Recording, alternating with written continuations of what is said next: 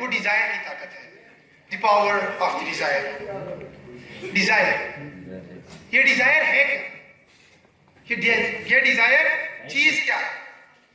یہ ڈیزائر ایسی چیز ہے جو اگر ہمارے دل میں پیدا ہو جائے تو ہم ہر کام میں کامیاب ہو جائیں گے. Desire of getting something, desire of doing something, desire of doing something great, اور in modern era desire of some girls. اگر ہمارے ذہن میں وہ چیز پیدا ہو جائے تو ہم اس کام کے لیے ہر کام کرنے کو تیار ہیں, کیونکہ وہ ڈیزائر ایسی پاور ہے, ایسی انرجی ہے جو خود بخود ہم سے وہ کام کرواتی ہے. اب اس کا سولوشن کیا ہے؟ ہم نے ڈیزائر چننا کب ہے؟ ڈیزائر چننا کیا ہے؟ ڈیزائر کیا چیز ہے؟ امیجن کریں کہ ایک بندہ ہے, اس کے ذہن میں یہ خیال آتا ہے کہ اس نے نئی چیز بنانی ہے. اس کی ڈیزائر یہ ہے کہ اس نے ایک دنیا میں بالکل نئی چیز بنانی ہے, تو وہ پوری زندگی ہر وقت اپنا ہر کام اس ڈیزائر کو پورا کرنے کے لیے لگ جائے گا. ڈیزائر سے اس کی سوچ بنے گی, سوچ سے اس کے ایکشنز بنے گے, اور ایکشن سے اس کی زندگی تبدیل ہوگی.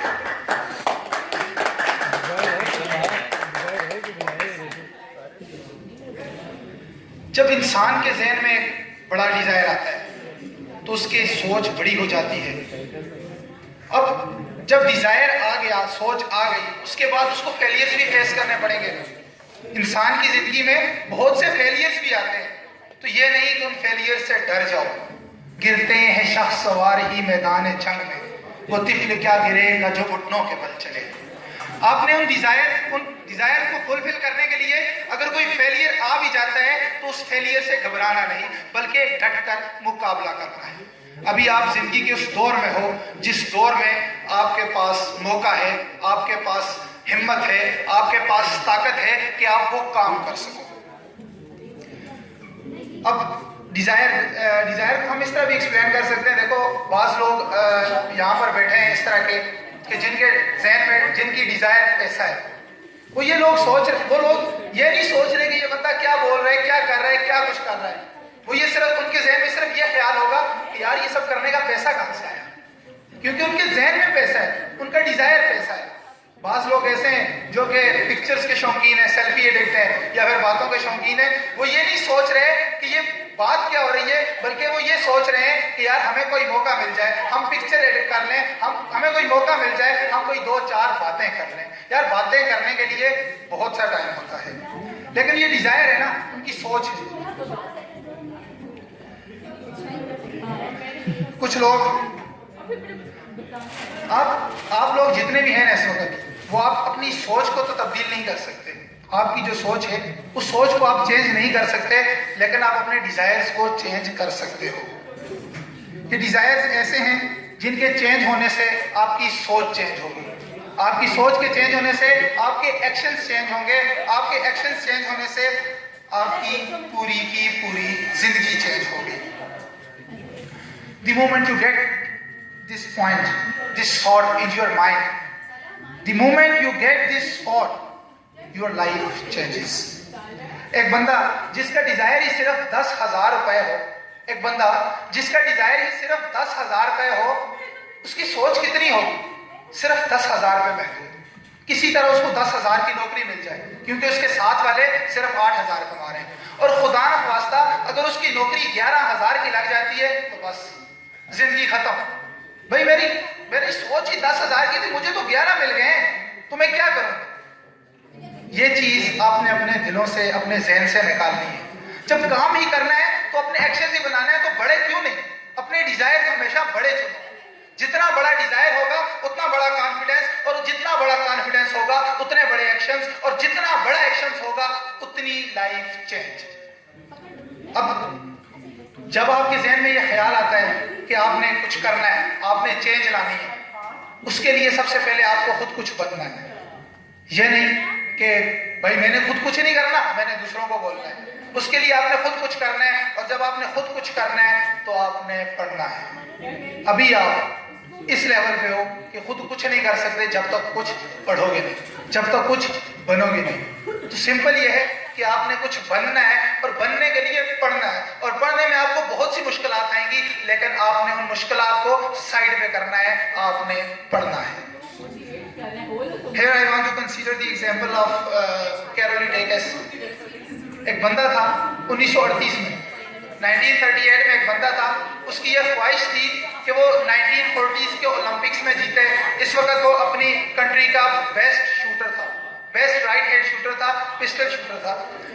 1938 میں ایسا ہوا کہ آرمی کے کیمپ لگا ہوا تھا, تو اس آرمی کے کیمپ کے دوران اس کے رائٹ ہینڈ میں گرینیڈ پھٹ گیا. رائٹ ہینڈ میں گرینیڈ پھٹ گیا, اس کا رائٹ ہینڈ ضائع. اب اس کے پاس دو آپشنز تھے, اس بندے کے پاس دو آپشنز تھے, یا تو وہ اپنے گول کو اچیو کرنے کے لیے محنت کرے یا اس کے ساتھ لگا رہے, یا پھر پوری زندگی کسی کونے میں گزار دے رو رو کر. لیکن وہ بندہ تھا, اس کی ڈیزائر تھی کہ اس نے گولڈ میڈل لینا ہے. اس نے کوشش شروع کی اپنے اس ہاتھ سے جو اس کے پاس تھا, اس کو اس نے چھوڑ دیا. جو اس کے پاس سے گیا وہ اس سے لائف سے گیا, اس نے چھوڑ دیا اس کو. اپنے اس ہاتھ سے پریکٹس شروع کی جو اس کے پاس تھا. جو چیزیں آپ کے پاس موجود ہیں ان کو بروئے کار لاؤ اور ان سے کام کرو, نہ کہ ان چیزوں سے جو چیزیں آپ سے چھوٹ گئی ہیں. جو وقت گزر گیا سو گزر گیا, جو ہے اس کو استعمال کرو. پھر کیا ہوا کہ وہ ہاتھ جس سے وہ لکھ تک نہیں سکتا تھا, ابھی وہ لکھنا بھی نہیں جانتا اس ہاتھ سے, لیکن پھر بھی اس نے اس ہاتھ سے محنت کی. 1939 نیشنل چیمپئن شپ ہو رہی ہے ہنگری میں, اور وہ بندہ آ رہا ہے جی سامنے اسٹیج پر, نیچے پہنچا گراؤنڈ میں, سب کے سب لوگ کھڑے ہو گئے اور اس کو خراج تحسین پیش کیا. خراج تحسین پیش کیا کہ یار یہ ہوتا ہے اسپورٹس مین اسپرٹ. اس بندے کی زندگی کے ساتھ کیا ہوا, کیونکہ اس وقت سب لوگ اس بندے کو جانتے تھے اور ان کا یہ خیال تھا کہ 1940s کے اولمپکس یہی جیتے گا. پھر بھی مطلب اس کی زندگی میں ایسا کام ہوا کہ اس کا رائٹ ہینڈ چلا گیا, اور پھر بھی وہ آ کے بات کر رہا ہے, ہمارے درمیان موجود ہے. اس لیے انہوں نے اس کو خراج تحسین پیش کی. لیکن رکیے, وہ تو وہاں پر کمپیٹ کرنے گیا تھا, تو کہنے لگا کہ لوگوں رکو, یہ تم لوگوں کی غلط فہمی ہے کہ میں تم لوگوں کو یہاں پر خراج تحسین پیش کرنے آیا ہوں. میں تو تمہارے ساتھ کمپیٹ کرنے آیا ہوں. 29 سال کی عمر میں اس نے پھر, اس وقت اس کی عمر تھی 29 سال, اور اس نے کمپیٹ کیا. اس وقت جتنے بھی لوگ تھے سب کے سب کمپیٹ کر رہے تھے اپنے بیسٹ ہینڈ کے ساتھ, اپنے بیسٹ ہینڈ کے ساتھ, اور وہ بندہ کمپیٹ کر رہا تھا اپنے اونلی ہینڈ کے ساتھ. تو جیتا کون؟ The only hand. جیتا کون؟ The only hand. اس کے سامنے اس کا گول کلیئر تھا, اس کو پتا تھا کہ 1940s کا اولمپکس اس نے کھیلنا ہے اور جیتنا ہے. وہ 1940s آیا لیکن Olympics cancel due to world وار.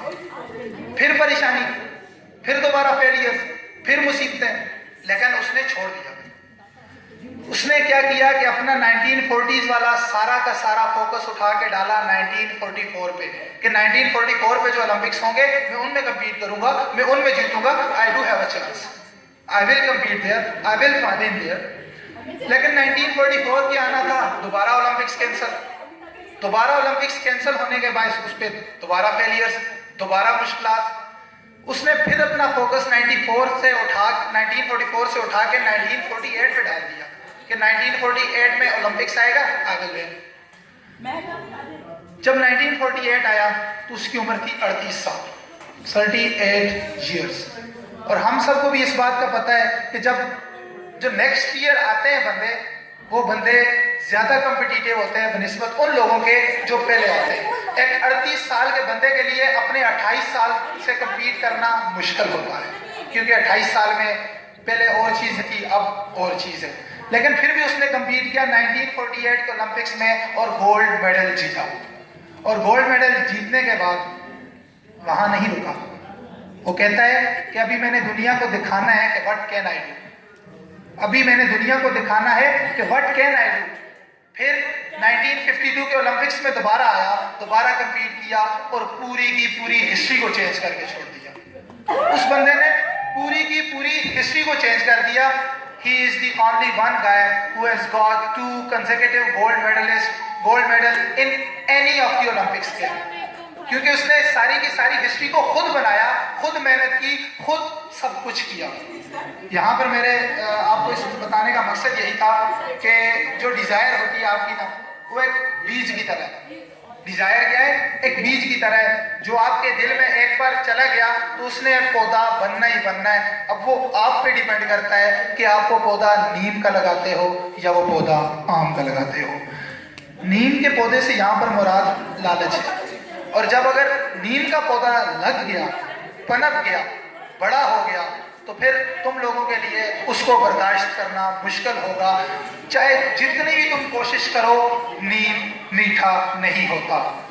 اس کو اس وقت جو ایج ہے نا، اس وقت ہے جو اسٹوڈنٹ ایج ہوتی ہے، وہ وقت ہوتا ہے کہ آپ نے اس بیج کو بنانا ہوتا ہے، اس بیج کو لگانا ہوتا ہے اور اپنے پودے کو بنانا ہوتا ہے. تو اس وقت میں یہی کہنا چاہوں گا کہ کوشش کریں کہ اپنے جو اس وقت آپ کے پاس جو چیز ہے، جو چیز آپ کے پاس موجود ہے، اس سے فائدہ اٹھائیں اور دنیا کو دکھا دیں کہ واٹ یو کین ڈو. کیونکہ ہر ایک بندہ الگ ہے، ہر ایک بندہ الگ ہے اور وہ خاص مقصد سے اس دنیا میں آیا ہے. Failures will come in your life, but you have to face them bravely. So, okay, Allah Hafiz, have a good day.